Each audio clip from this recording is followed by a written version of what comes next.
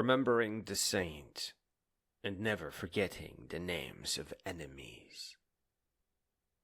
Before there were transcripts, seals, and verdicts, there was a girl who laughed easily.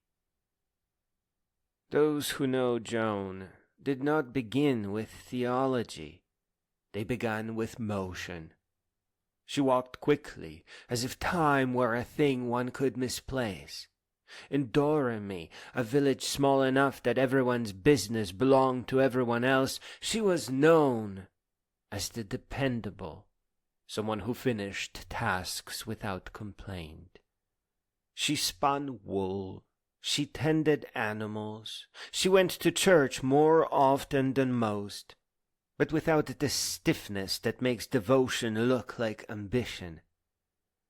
If you asked her neighbors what set her apart, they hesitated. Nothing, they might say at first. And then, after a pause, well, there was something. They remembered how she listened, not in the polite way children are taught, but with an intensity that made adults recalibrate their sentences. When she spoke, she did not hedge. This was unsettling, because certainty is usually purchased with education or rank, and Joan had neither.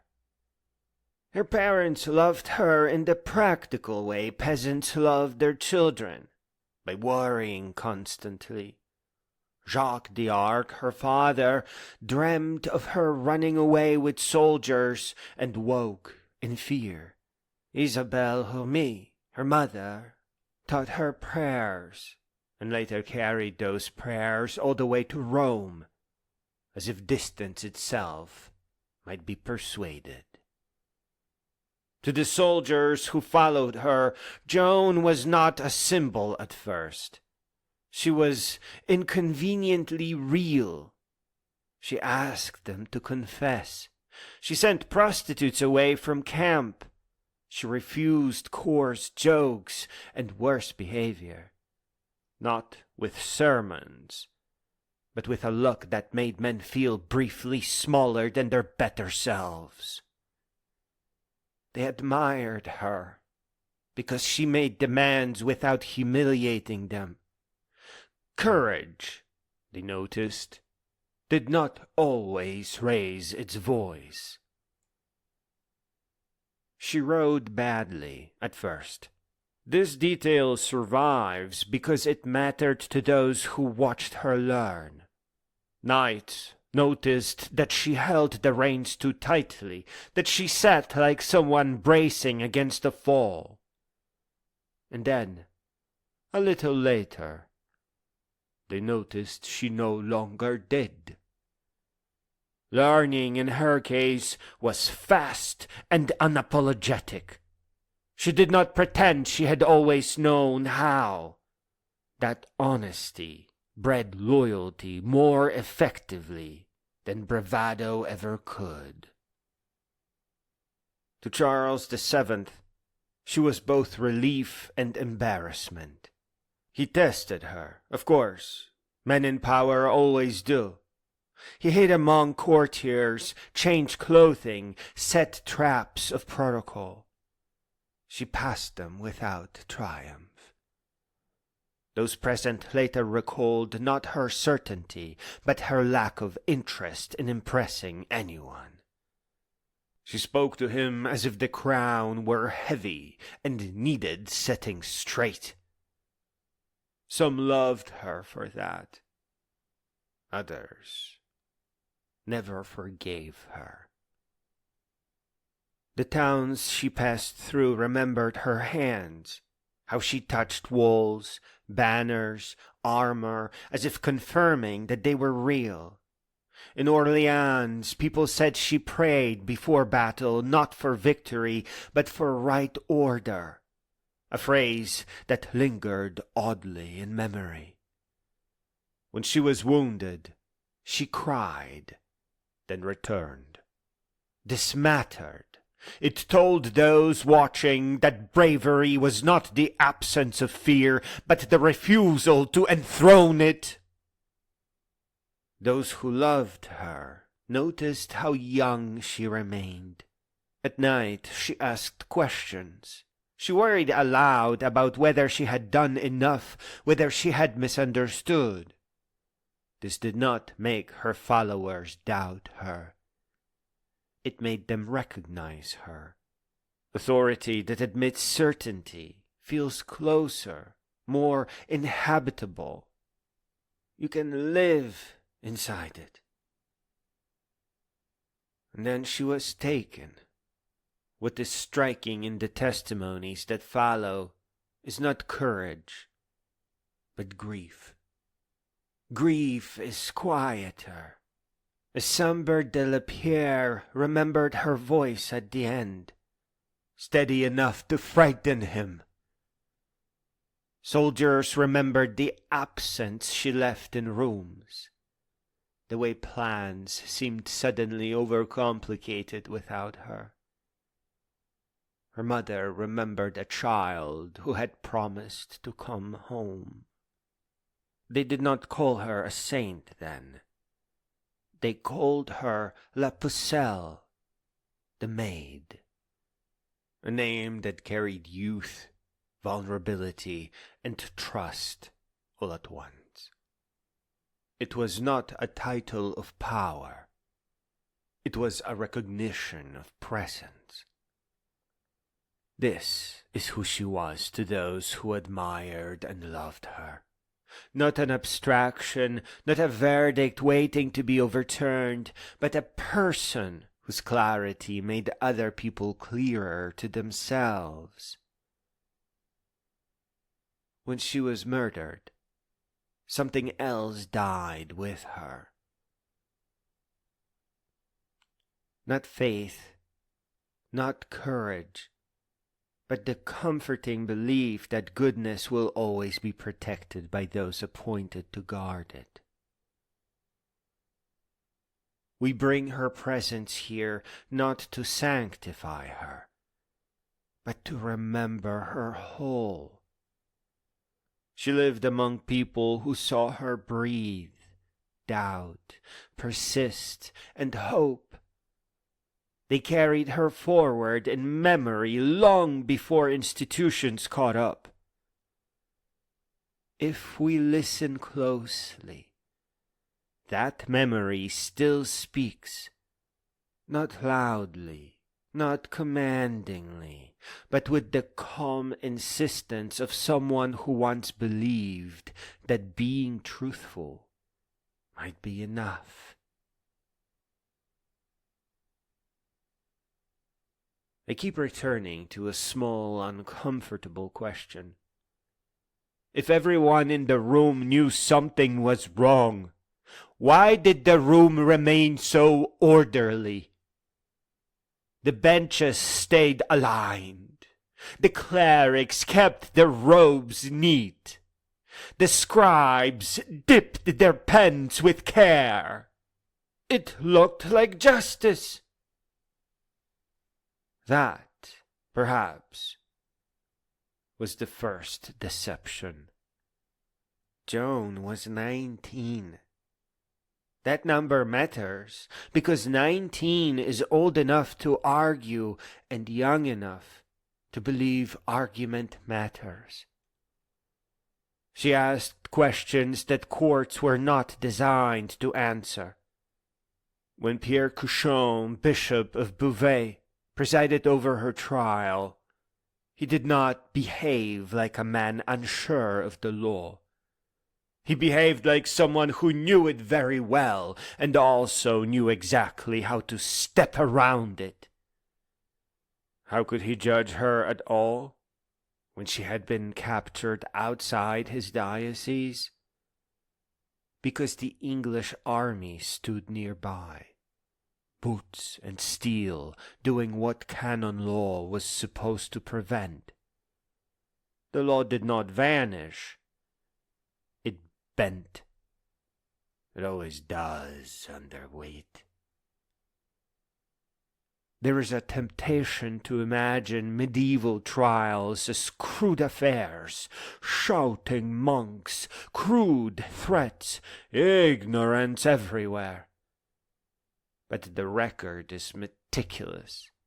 Names are signed, dates are precise. Joan le Maître, the vice inquisitor of France, hesitated at first.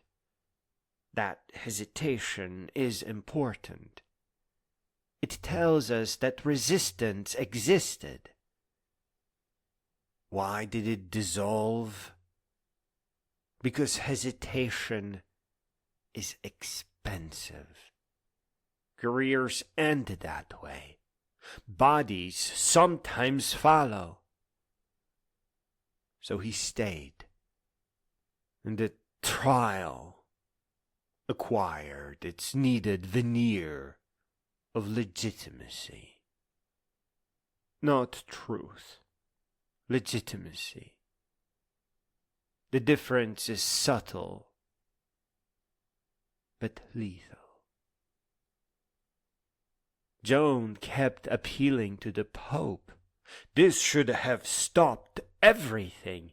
In theory, an appeal to Rome suspended local judgment immediately. In practice, the appeal was noted, then ignored, like a letter placed carefully into a drawer that will never be opened. Why did this not provoke outrage? Because outrage requires consensus, and consensus requires safety. The clerics present, Jean Beaupère, Thomas de Courcelles, Nicolas Midi, were scholars, not soldiers. They knew when silence was the more scholarly response. The most revealing moment comes later, when Joan briefly recants. This is often presented as weakness. It is not. It is exhaustion. She was threatened with torture, shown the instruments, promised their use. She signed what they wanted. Then, days later, she was found again in men's clothing. This, they said, proved relapse. Relapse in canon law meant willful defiance after correction.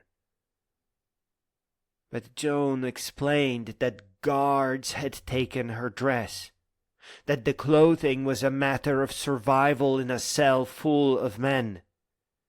Survival, however, is not a category courts handle well. Pierre Cauchon declared relapse anyway. The logic is chillingly neat. The conditions that forced her choice were treated as evidence of guilt. At the execution in Rouen, the preacher, Guillaume Méhard, spoke carefully. He needed to. A public murder requires a public story. Heretic, relapse, justice. Geoffroy Terrage, the executioner, later said he feared for his soul. Yes, that fear does not make him innocent. The system depended on humans doing their part and then carrying the weight privately. This is how institutions endure. What followed was not thunder, not fire from heaven. It was something quieter. The English lost France anyway by 1453, almost entirely, for whom this trial was staged, descended into mental collapse, and was murdered in the Tower of London in 1471. John of Bedford, died in 1435, his alliances unraveling. Philip the Good of Burgundy changed sides and prospered. And Pierre Cauchon, he died peacefully in 1442, promoted, unpunished, his conscience unrecorded, perhaps missing entirely. Justice, it seems, does not distribute consequences evenly. 25 years later, the Church reopened the case. This is where the record begins to whisper. Witnesses suddenly remembered pressure, guards, threats. The verdict was annulled. The trial declared corrupt. Notice what did not happen. No punishments, no dramatic penance. The institution corrected the paperwork, not the people. It looked upward, towards its own miserable continuity, even as it admitted error. One learns a great deal from what an institution is willing to confess and what it quietly forgives. Joan's crime was never witchcraft. That was a word, a tool, a costume put on violence. Her real offense was structural. Her existence exposed the fragility of political theology. A peasant girl, hearing God, disrupted the idea that authority flows neatly from crown to altar. That revealed everything else. Her appeals threatened ecclesiastical procedure. She treated the Church as something higher than its local representatives, which is doctrinally correct and politically intolerable. Her symbolism outpaced institutional control. Armies can be beaten. Symbols cannot be imprisoned for long. It is tempting to look back and say we would have acted differently. I am not sure. The trial worked because it felt reasonable to those inside it. It had forms, citations, footnotes. Evil rarely announces itself. It drafts memoranda. The men involved, in English now, Pierre Cauchon, Jean Lemaitre, Guillaume Erard, did not see themselves as evil villains. That may be the most instructive detail of all. Her judges tried to make her an error to be corrected. History refused. The record remains, names attached, actions preserved. A woman was murdered by men who believed procedure could outrun truth. It did not, and it never quite does.